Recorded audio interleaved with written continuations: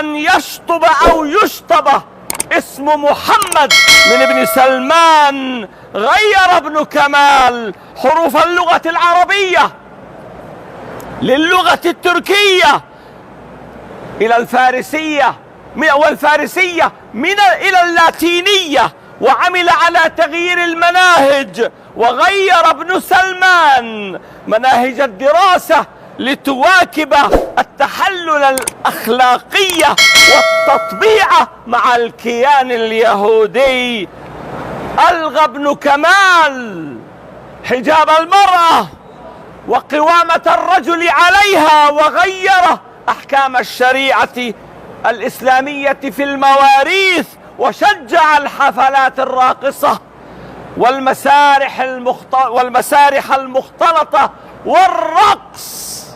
وجلب ابن سلمان الراقصات العاهرات إلى بلاد الحرمين، وأقام الحفلات الصاخبة المكتظة دون مراعاة للكورونا، فالكورونا في المسجد الحرام والمساجد فقط، قاتلهم الله أنى يؤفكون.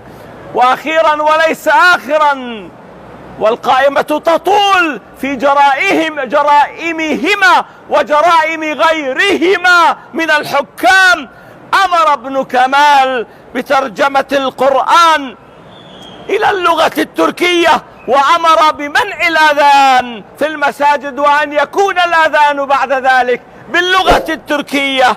ووصى قبل موته ألا يصلى عليه صلاة المسلمين على الجنائز.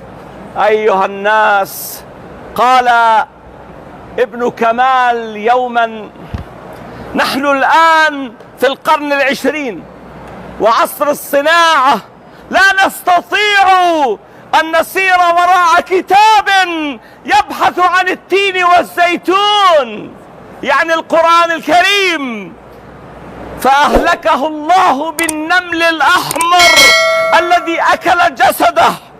وبعد سنتين من موته اكتشف الطب دواء المرض الذي مات فيه، وهو